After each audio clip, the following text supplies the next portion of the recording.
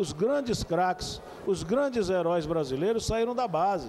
Saíram, por isso que a gente tem que ir lá garimpar. Por aí, nós temos que garimpar. E o Brasil é um celeiro natural. Você vê, o Brasil foi campeão agora sub-20 e o Corinthians foi campeão sub-17 do mundo. O Corinthians foi campeão do mundo sub-17. Quer dizer, o Brasil é um celeiro natural. Tá se criando aí uma nova geração. E o nosso programa hoje está muito... Não precisa nem falar que o Beto Sadala é corintiano, porque para ele lembrar que o Corinthians foi sub-17 campeão, é porque no mínimo ele é um fiel torcedor. Não. É verdade. Não é isso? Então é por isso. É para dizer o seguinte, que a Copa do Mundo, muitas novidades vão aparecer. Mas você não respondeu, você é corintiano ou não é, Beto? Ele é corintiano. Eu gosto de ver a eu sei que Fiel. você é corintiano. Eu tenho admiração pela Fiel. Você vai no campo, eles não param de gritar. É uma coisa bonita. É bonito. E por falar em não parar de gritar, a torcida Fiel fala, não para, não para, não para. E eu tenho o prazer de receber Dudu Braga aqui, que a gente fala que é filho do Roberto Carlos, Obrigado, mas Betão. o Dudu, que também é conhecido pelos amigos mais próximos como o Segundinho, o Dudu, ele tem um programa na Nativa FM, há muitos anos na Nativa FM. Do Grupo Bandeirantes de Comunicação. Do Grupo Bandeirantes de Comunicação. E o Dudu vai acompanhar seu pai, Roberto Carlos, lá em Jerusalém, onde o Roberto vai se apresentar. E o Dudu também é um desportista, adora futebol, adora torcer pelo seu Corinthians. Amém. Tá certo? Amém. E eu fico muito contente de poder receber Apesar você. do pai palmeirense, viu? Apesar do pai palmeirense. Não, ó, o Alex, Betão. Não, o que é isso, Dudu? O Alex não perde a chance. Que é isso, Dudu? Uma vez, cara, eu tava ouvindo o jogo, o Ulisses Costa narrando, o Alex tava comentando do campo. E assim, eu ajudei ao Timão usar a música. Você lembra, Alex? Eu voltei agora pra ficar, porque aqui... E eu mandei uma mensagem pro Ulisses Costa. Aí o Ulisses falou, o Dudu tá falando que a música Eu Voltei vai ser da volta do Corinthians. O Alex não perdeu a chance, né? Pô, mas o Roberto Carlos não é corintiano, pô. O Roberto Carlos é palmeirense. Na verdade... É verdade ou é mentira, Dudu? É mentira. Que mentira? Ele é vascaíno. É nada. Não, é assim. Ele é os dois, pronto. Ele já falou que é os dois. Mas posso contar a história real? Conta, vai. É o seguinte, meu pai é capixaba, foi morar no Rio de Janeiro, virou vascaíno, e na época da Jovem Guarda veio morar aqui em São Paulo. Conheceu a minha mãe, né, Beto? Família de italianos, super, aqueles verrugões italianos mesmo.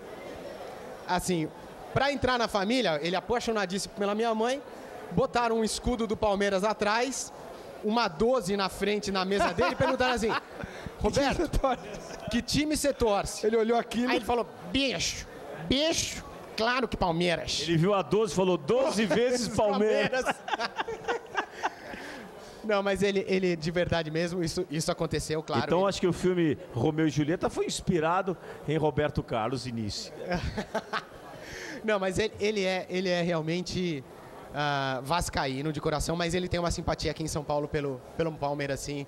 O Alex tem razão. E Dudu, você que acompanha futebol, já falou do Ulisses Costa, claro, está sempre ligado na Bandeirantes. Com certeza. E na Band News FM. Eu queria que você falasse um pouquinho sobre essa nova geração de jogadores que vem nascendo. O Corinthians sub-17 campeão do mundo, o Brasil sub-20 campeão, Neymar. Tivemos um final de semana, um gol gigantesco do Lucas. Exatamente. Quer dizer, do ele Ganso teve também, né? Um gol o Ganso lindo, fez né? um golaço, mas o Lucas... Lampejo de Maradona, Beto. Lampejo de Maradona. Verdade. Então, Dudu, você que acompanha também o futebol, eu queria que você fizesse uma análise desse momento que a gente está vivendo. Olha, eu vou te falar, Beto, assim, na verdade, o futebol brasileiro, como disse o nosso secretário, é um celeiro de craques, né? O Brasil nunca precisou fazer muita força para que esses jogadores pudessem aparecer. Mas eu acho que a gente está chegando num momento do mundo, num momento mundial, inclusive o Brasil com Copa do Mundo, com Olimpíadas, que a gente tem que mostrar justamente um poder de organização e de pegar esses craques realmente e transformar o Brasil numa hegemonia realmente em relação ao futebol, porque eu acho que craques para esses jogadores nós temos. Está aqui o Bruno do meu lado, para que a gente possa fazer isso.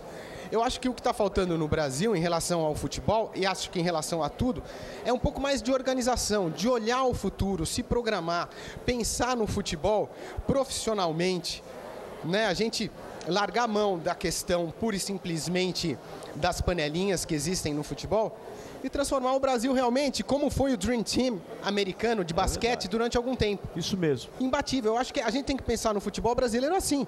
Nós somos pentacampeões mundiais de futebol, Beto, só que, assim, quantas Copas do Mundo já tiveram?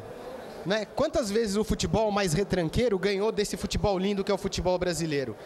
Então, assim, a gente tem uma certa hegemonia, a gente não pode negar isso, mas eu acho que o Brasil tem mais a dar. E por falar nisso, só para eu pegar carona, eu queria que a gente visse, já que falamos de Lucas, de Bruno Vini, de Sub-17, Sub-20, vamos mostrar, Jair, o golaço da semana. Dá uma olhada, meu craque.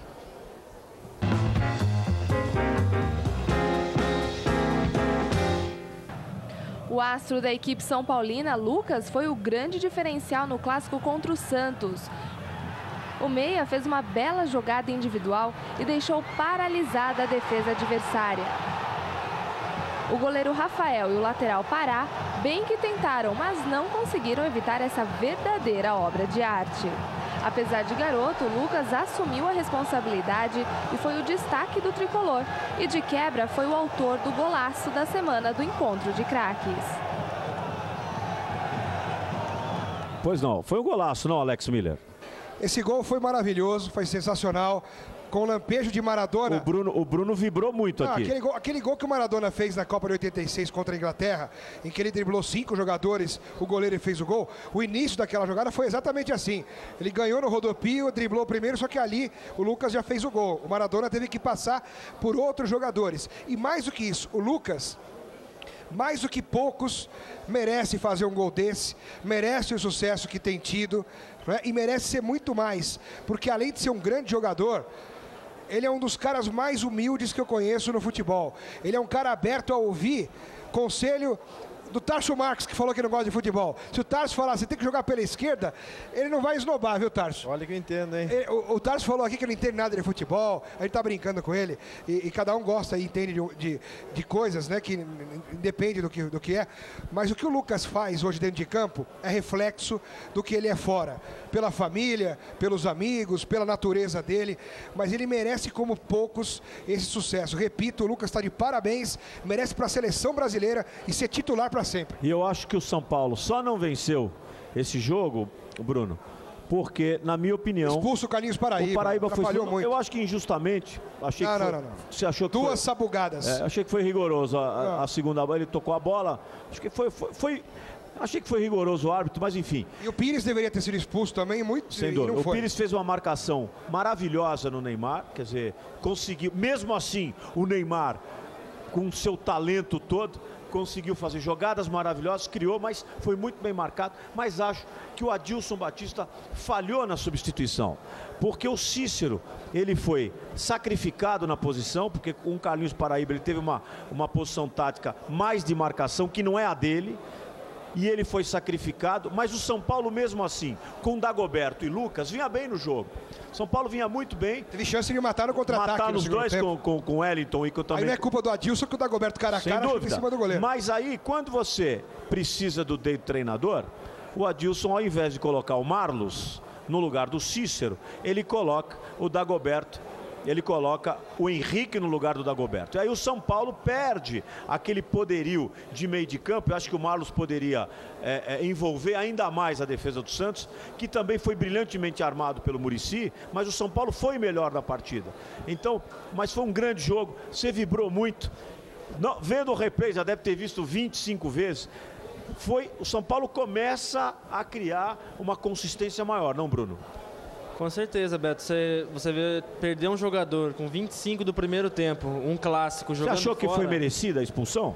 Olha, pelo futebol brasileiro, como os árbitros têm a maneira deles apitar, eu acho que foi normal, por causa que acho no Brasil um pouco rigoroso em questão de cartões amarelos. Se você vê um campeonato inglês, um campeonato italiano, nós que pegamos alguns juízes europeus lá no Mundial, percebemos muito essa diferença. Os juízes deixam o jogo rolar mais, dificilmente dá um cartão amarelo, principalmente 2 amarelos para ser expulso um jogador. Então, só um quesito disso, mas como o futebol brasileiro já tem essa característica, então foram 2 lances que geralmente os juízes dão amarelo. E falando dos lances dos gols, o Lucas é um jogador genial. Como o Alex comentou, eu posso falar assim, que eu conheço ele desde a categoria de base, conheço a família, realmente ele é tudo o que você disse.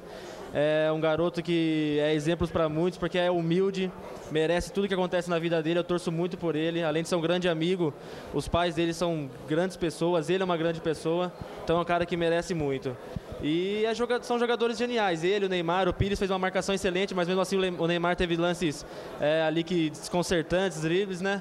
Porque é um jogador genial, mas eu achei a atuação do Pires também maravilhosa na marcação. E o gênio, destaque. O gênio faz a diferença, secretário, porque na hora em que a bola foi tocada para o Ganso, o Wellington, que estava na marcação, ele deu uma titubeada, ficou em espaço, veio o Ganso e faz um gol, Alex Miller, também de tremer a Vila Belmiro. Golaço, né? O jeito que o Ganso pegou na bola, só quem sabe, né?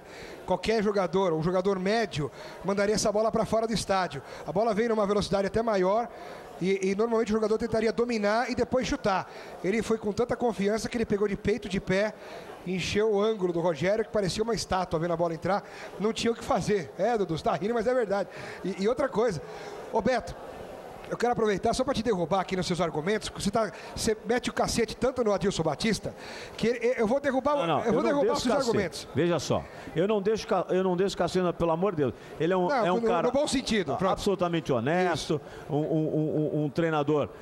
Mas eu acho que não vem bem no São Paulo. Mas duas coisinhas então. O Dagoberto quase que não joga. Ele já estava sentindo um problema. Foi porque era um clássico, era um jogo importante. Ele foi até onde aguentou. E para substituir o Dagoberto, o Henrique, pelo Dagoberto estar jogando mais avançado, o Henrique manteria o esquema tático naquele momento do São Paulo, mais do que o Marlos, que seria um cara mais recuado. E o Cícero, falei com o Cícero hoje, lá no CCT da Barra Funda, porque taticamente ele deve jogar na função do Carlinhos Paraíba, que foi expulso amanhã contra o Fluminense. E ele falou que começou a carreira jogando como o Carlinhos Paraíba vem jogando. Ele pode ter começado a carreira, mas não jogou nada contra o Santos, não tocou na bola. Se sente bem, não entendeu? tocou na bola. Então, quer dizer, eu tive na Vila Belmiro, e a convite do presidente Luiz Álvaro, do Santos Futebol Clube, ficamos assistindo o jogo e eu vi realmente uma movimentação tática um tanto quanto extraordinária, tanto do São Paulo como do Santos. Me surpreendeu o São Paulo. São Paulo envolveu o Santos. Claro que o Santos, sem Elano, sem Arouca, já tinha uma condição técnica inferior, mas mesmo assim é o Santos Futebol Clube, dirigido pelo mestre Muricy Ramalho. Mas foi um jogaço de futebol. Foi um grande jogo, grande clássico. Então, esse gol foi tão bonito, bicho, do Lucas, que até eu vi. Você viu? Até eu vi esse gol, cara. Você viu? Foi demais, foi uma emoção. Não, olha, seria mesmo. Mas foi muito legal que o Alex acabou de me dar um retrato do que foi o gol. Porque eu, na Copa de 86, eu assisti aquele gol do Maradona, Alex. Então você acabou de me dar pelo menos o começo da jogada. Né, você fez uma audiodescrição para mim. Aquele rodopio que ele fez, assim, ganhando do primeiro. Exatamente. Aí no segundo ele deu uma meia-lua no zagueiro do Santos. Só que aí o Maradona naquela Copa ele teve mais outros 2 jogadores para driblar, para depois fazer o gol. E no caso do Lucas ele driblou 2 jogadores e aí chutou cruzado e fez também um golaço, né? O secretário, nós temos aí a final do primeiro turno do Campeonato Brasileiro e o Corinthians, que não vem tecnicamente se apresentando como no início do campeonato, mas acaba como primeiro colocado, já uma força aí grande contra o Tite, que eu acho absolutamente dispensável, porque o Tite é um excelente treinador, está com o time na mão e é natural que os altos e baixos aconteçam. O futebol de São Paulo está muito bem representado pelos quatro e principalmente pelos 3 da capital, não? Com certeza, Beto. E seu Corinthians também. O secretário estava na festa do Palmeiras. Ele estava na festa do Palmeiras 97 anos. Foi bem tratado, tenho certeza. Foi muito bem tratado, verdade. Aproveito até agradecer, dar um abraço a toda a diretoria do Palmeiras. Um abraço para o Tirone, presidente, que recebeu a todos muito bem. Você sabe que eu como secretário, eu recebo presente, inclusive, de todos. Eu tive num evento agora do Palmeiras e fui presenteado com uma camisa do Palmeiras autografada. Você usou, secretário? Você deu para a secretária. Eu dei de presente para um amigo. Você não chegou a vestir para ver se cabia. Dei de presente para um amigo, tenho certeza que ia usar muito melhor que a gente. Mas eu sou suspeito que eu sou corintiano, torço pelo Corinthians, acho que o Corinthians vai ser campeão.